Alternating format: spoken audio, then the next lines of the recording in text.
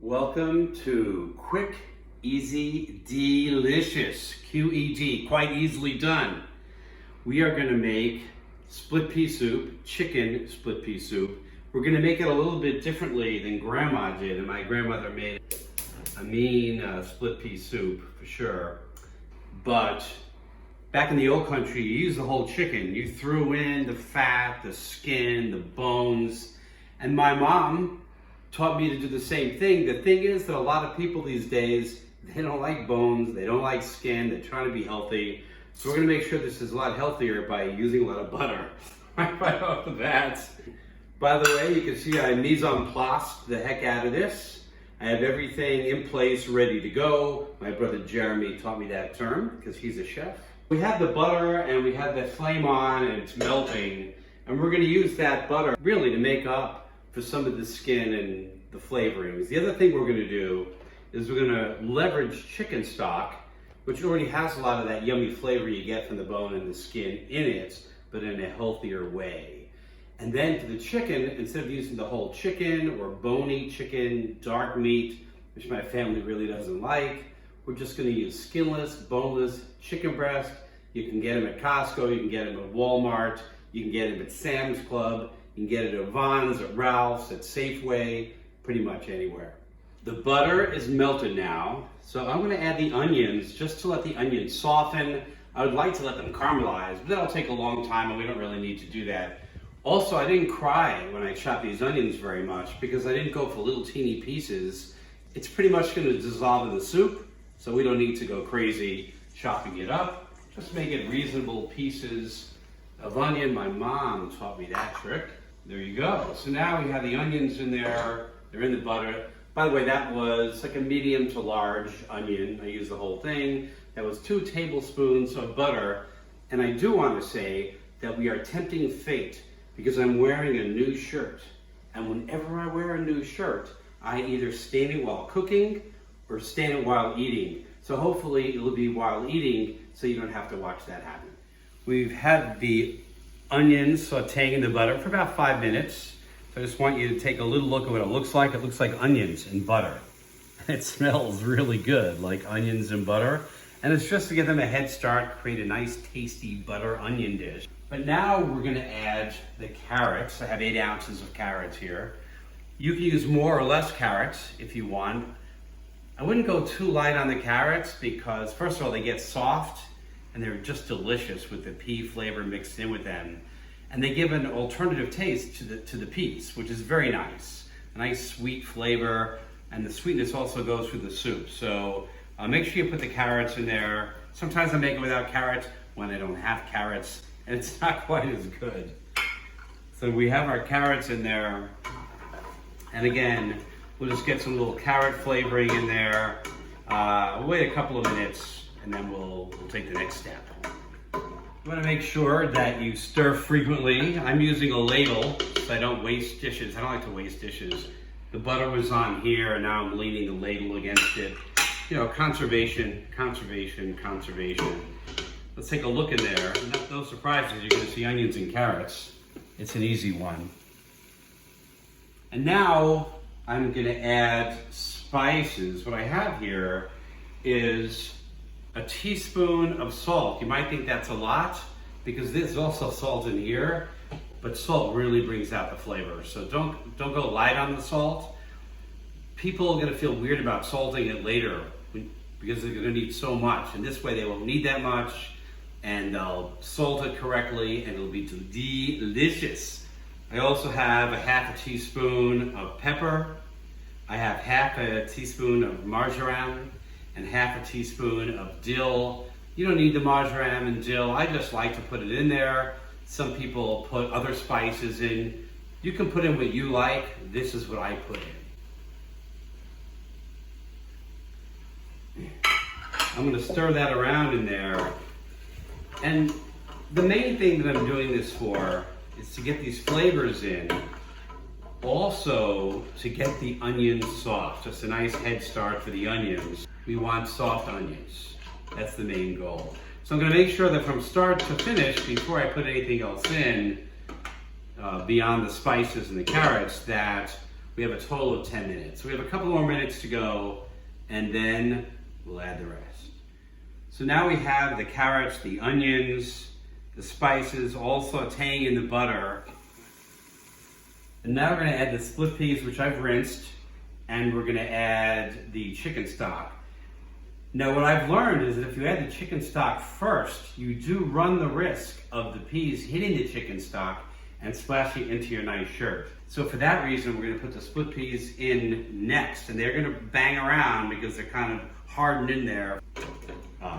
See, it just lumped out. That was not so bad. That was not so bad. So now we have a lump of peas in there, which I'm gonna break down a little bit. We don't leave it in too long without the chicken stock. So I'm gonna put in 40 ounces of chicken stock. And this, of course, is the wonderful Kirkland from Costco. It's organic. Why not do it right? This is what they had. Now, I usually hope there's like 8 ounces left in the one that's already open. I think there's about 12, 14, so we're gonna get a little bit of extra soup. We'll put the whole thing in. So I would say that's about 44 ounces of chicken stock. I usually use about 40. I think it's gonna be okay. More soup for me. And this makes a very thick soup, so we have water to spare that we could add, but we're not going to add water because I don't want to dilute the intensity of the ingredients. I'm going to be stirring and ensuring that this does not burn. I don't have to do too much of it once it gets going. I'm going to bring it to a boil. Once I bring it to a boil, I'm going to leave it on simmer, and I'm going to have it simmer with the top on for about half an hour, and then I'm going to add the chicken, so I'll see you then. It took about 10 minutes for this to get to boil, but it's at boil now. I'm going to show you what that looks like. Also notice the glove. I call it the love glove because I love not to burn my hands. And this gets very hot, and I'm a wimp, so I use the glove. So if you look inside, you'll see this now boiling. Pretty serious boil. We don't really want that. We're gonna do a simmer on this. So if I just turn it down to a very, very low, reach over, because I'm not afraid of burning myself that way. And I get a nice simmer, and we'll leave, if you wanna look at what simmering looks like, here you go. And we're gonna leave it like this for about a half an hour, and then we're gonna add the chicken. And you'll see the consistency will totally change. See you in 30 minutes. It's been about a half an hour since we brought the soup to a boil.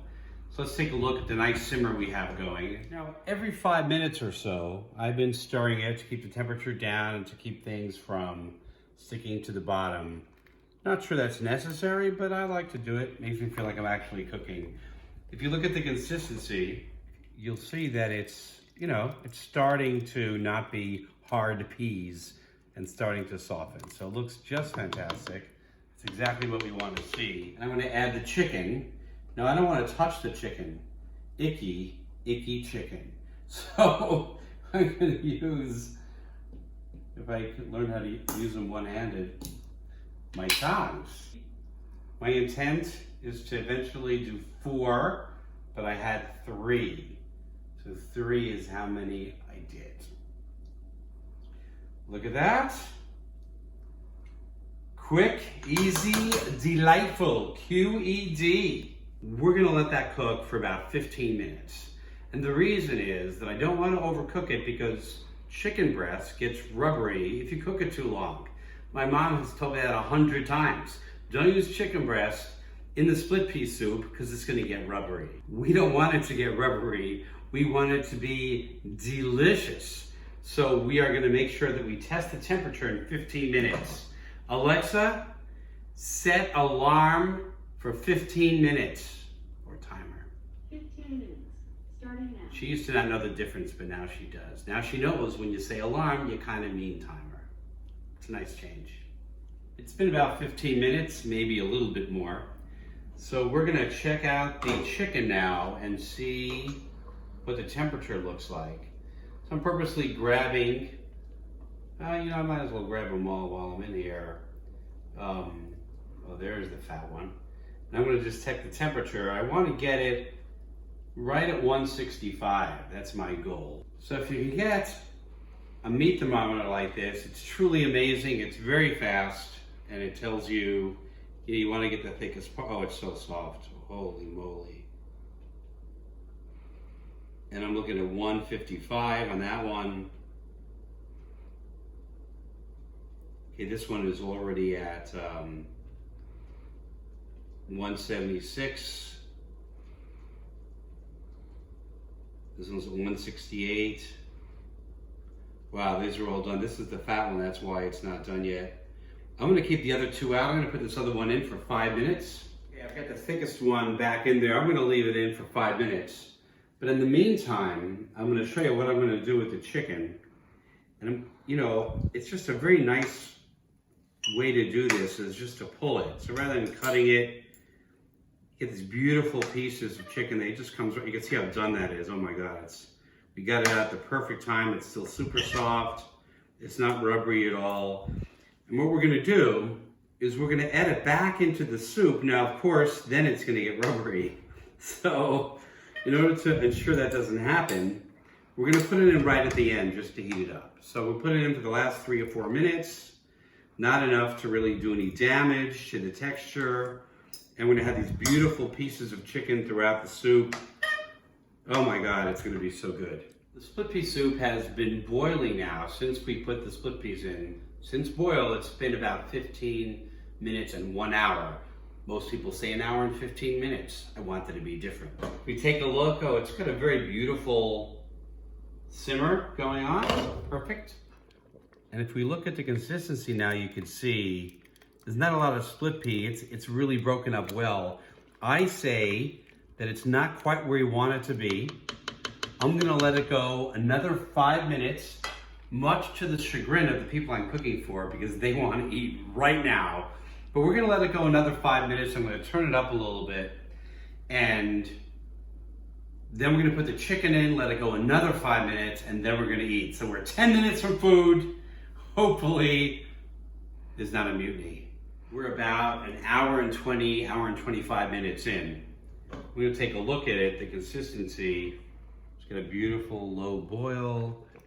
Now, I'm happy letting it go another 5 minutes, but I have hungry people. So rather than continue to wait, we'll do another 5 minutes, but we'll do it with the chicken inside. Take a look at that, just beautiful. That's 3 pieces, because I think you remember that I had a third piece in there, which I took out a few minutes after the first 2. And we're gonna, without splattering too much, we're gonna put a lot delicious. Oh, it's beautiful. We're gonna let it go another 5 minutes, heat up that chicken, get more of that pea taste into the chicken, get more of the chicken taste into the pea, the beauty of the two together, the carrots, for some sweetness. 5 minutes. I'll see you later. So it's been about an hour and a half since we first started boiling. And the soup is beautiful. Look at that. It's so smooth. You really can't see pieces of pea in there very much. Just little bits. It is just beautiful. So before we serve it, I have a beautiful new spoon. Hey, you want to get germs in there, and of course, especially now in pandemic land. And I'll go underneath my my plate here.